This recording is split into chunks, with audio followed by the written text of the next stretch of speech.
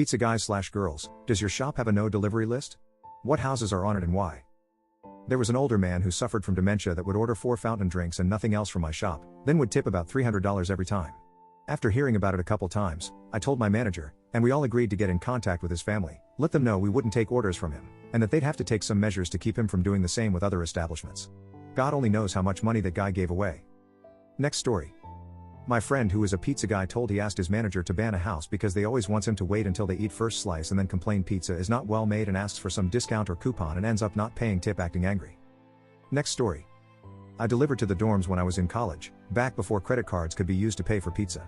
In the largest men's dorm, we had a war with some of the residents after they got pissed when we wouldn't accept an expired coupon for a 14 pizza order. So they kept calling us up with ghost orders and making life hell for us over the course of a few weeks. So we stopped delivering to anyone in that dorm.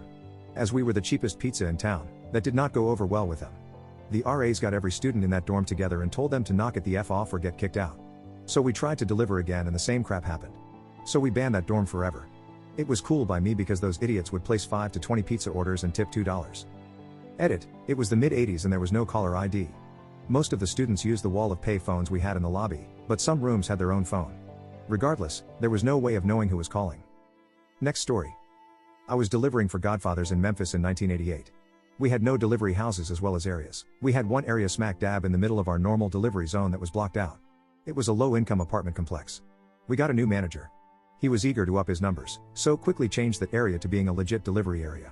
The first time he handed me an order for that complex, I explained that it was a really crappy complex and we didn't go there for a reason.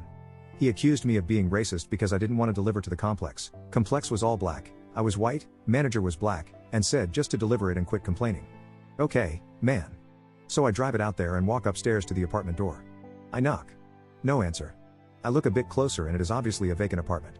So I head back to my car and am sorting my money bag and next order when I glance up in the rear view mirror. I see 3 bad-looking dudes crossing the parking lot heading right for my car. I notice one of them is carrying a rifle. Holy crap. I cranked up my crappy VW Rabbit, threw it in reverse, and hauled butt out of the lot. I get back to the shop and the new manager accused me of making it all up and said he didn't think I had even attempted to deliver it. He says to go back out there. I say no way, dude. He insists, so I insist he comes with me. He agrees. We drive back out there, he carries the pizza up the stairs, realizes that it is a vacant apartment, and quickly gets back in the car. Sorry dude. You were right. It was a setup. We got back to the shop and he marked the whole area off limits again. Edit, hey guys. I am getting a couple questions about race/racism. I only mentioned it because my manager said I was too scared to deliver to a black part of town because I was white and that I would have no problem with going to the poor white parts of town. It wasn't true. He was not some black racist. I wasn't some white racist. He wasn't a horrible butthole. Anyway, I was pissed so quit to go work for Garibaldi's in Midtown a month later. Better food and better tips. Cheers. Next story. A lady on our delivery route was always just getting out of the shower when we arrived and kept accidentally dropping her towel. There wasn't a single driver in our shop who hadn't seen every disgusting fold and lump on the front of that 300 pounds acne-covered body. The manager finally warned her that if she did it again she would be banned.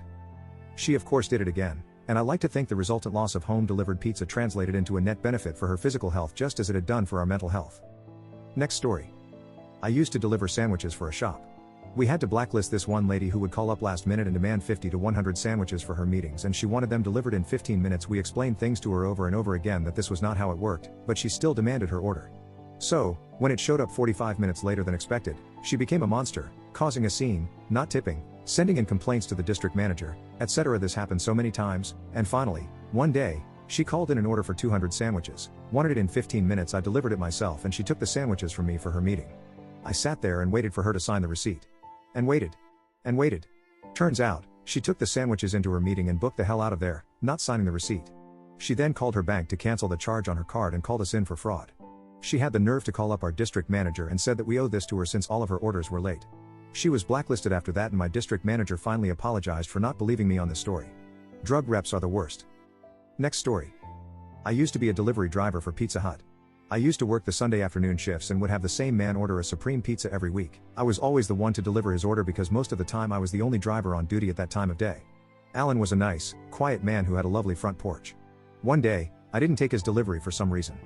Poor Marvin took the delivery instead on the day that Alan decides to open the door stark naked. Alan wanted to show me, a small red-headed girl, the goods, not big black Marvin. Alan never got another delivery. Next story. When I worked at a pizza place, we just had one person that we wouldn't deliver to because he would always refuse to pay and hassle the delivery guy, saying the pizza was cold, took too long, wasn't the right order, whatever. He probably got a couple free pizzas at least before we stopped bothering sending him anymore. Next story. We had a guy and two girls order separately, then grab the pizzas and run. The girls had picked the food up and left, while the guy was paying. After 30 seconds the guy bolted. It was a $100 order. My manager, who is a frequent gym goer, leapt the counter and gave chase. The two girls had gotten into a car with the food, but when they saw my manager they drove off leaving the guy. My manager chased him 3 blocks, and was gaining on the guy when the girls pulled up and the guy got into the car. Unfortunately, all 3 of them went to school with a kitchen hand at the store, so we had names, jobs, addresses, and Facebook accounts. We contacted them all on Facebook, and got them to pay for the pizzas the next morning under threat of contacting police. We also put them on the no delivery list. Next story. Worked at Papa John's, the only place on the no delivery list were bounced checks.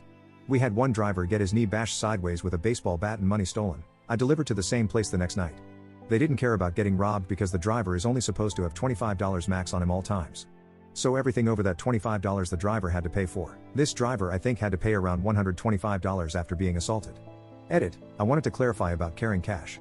We were told, for this very reason, that after every delivery, usual 2 to 3 houses, when you come back to the store you put all money in your drop box.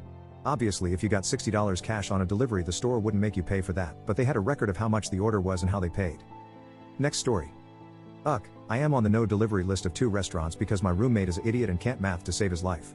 He once sent a driver away after a heated conversation with a 25-cent tip. Unfortunately, I was in the shower at the time. It wasn't until afterwards that he was explaining the situation to me that I realized what a moron he was. The bill came to $20.25. He gave the guy $20 and thought it was a good tip because we ordered 2 sandwiches that were basically $7 a piece and a $1 soda for a total of $15, so $5 tip.